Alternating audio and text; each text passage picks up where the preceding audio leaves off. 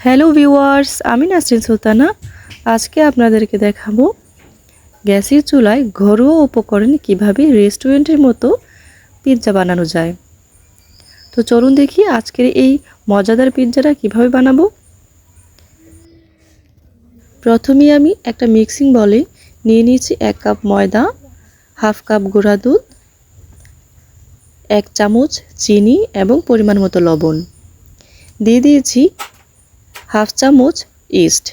এখন সবগুলো উপকরণ ভালো করে আমি একটা উইংস দিয়ে মাখিয়ে নেব। এই পর্যায়ে সবগুলো উপকরণ আমি একসাথে কুসুম গরম পানি দিয়ে মাখিয়ে একটা সুন্দর ডো তৈরি করে নেব। অবশ্যই এখানে কুসুম গরম পানি হতে হবে এবং ডোটাকে একটু নরম করে মাখাতে হবে। এখন এই ডোটাকে 1 ঘন্টার জন্য আমি ঢাকনা দিয়ে ঢেকে রেস্টে রেখে দেব।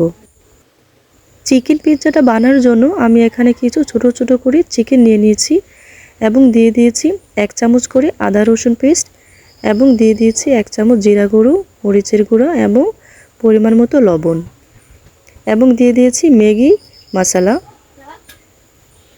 দিয়ে দিয়েছি টমেটো সস। এখন সবগুলো মশলা একসাথে মাখিয়ে নেব। এই পর্যায়ে চুলায় একটি প্যান বসিয়ে আমি এখানে দিয়ে দেব নরমাল ঘি। ঘি দিয়ে এই চিকেনের টুকরোগুলো আমি ভেজে নেব।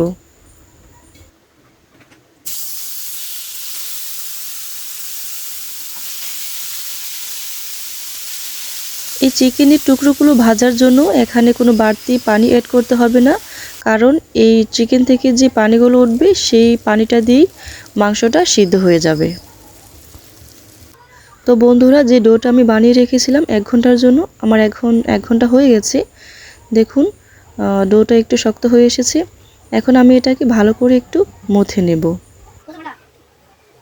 এখন আমি এই ডোটাকে একটা শেপে নিয়ে আসব পিৎজা বানানোর জন্য, তাই এখন এটাকে আমি একটু বেলে নিচ্ছি। তো বন্ধুরা দেখুন, আমার এই শেপটা ততটা পাতলাও হয়নি, ততটা ভারীও হয়নি। ঠিক এরকম করেই শেপটা দিয়ে দিবেন এবং একটা বাটিতে অথবা যে পাত্রটাতে আপনি পিৎজাটা বানাবেন সেই পাত্রটাতে বসিয়ে কাঁটা চামচ দিয়ে একটু চাপিয়ে নেবেন, যাতে মশলাগুলো এখানে এড হয় এবং এটা অ্যাডজাস্ট হয়ে যায় মশলাগুলোর সাথে। এখানে আমি দিয়ে দিয়েছি টমেটো সস এবং হোয়াইট সস দিয়ে ভালো করে মাখিয়ে নিচ্ছি। সবগুলো উপকরণ এখন আমি দিয়ে দেব। দিয়ে দিয়েছি স্বাদ মতো চিজ, আপনারা চাইলে বাড়িয়ে কমিয়ে দিতে পারেন। দিয়ে দিয়েছি টমেটো এবং পেঁয়াজ। হাতের কাছে যে উপকরণগুলো ছিল সেগুলোই আমি এখন অ্যাড করছি। দিয়ে দিচ্ছি চেরি, কিছু ধনিয়া পাতাও দিয়ে দিলাম। এখন দিয়ে দেব চিলি ফ্লেক্স, দিয়ে দিচ্ছি অরিগানো। অবশ্যই এখানে অরিগানোটা অ্যাড করতে হবে, না হলে পিৎজার ফ্লেভারটা ভালো আসবে না। দিয়ে দিচ্ছি চিকেনগুলো, যে চিকেনগুলো আমি আগে থেকে ভেজে রেখেছিলাম। এখন চুলায় একটি বড় সাইজের প্যান বসিয়ে তার মধ্যে একটা স্ট্যান্ড দিয়ে পিৎজার পাত্রটি রেখে দিয়েছি। 10 মিনিটের জন্য ঢেকে দিয়ে পিৎজাটাকে এখন আমি কুক করব। তো বন্ধুরা, আমার 10 মিনিট হয়ে গেছে, পিৎজাটা আমার রেডি হয়ে গেছে। এখন আমি এটাকে উঠিয়ে নেব। পিৎজাটা বানানোর ক্ষেত্রে অবশ্যই চুলার আঁচ মাঝারি আঁচে রাখবেন। তো বন্ধুরা, রেডি করে ফেললাম আজকের এই মজাদার পিৎজা।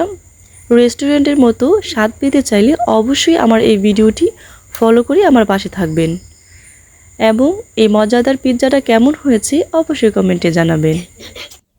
ধন্যবাদ।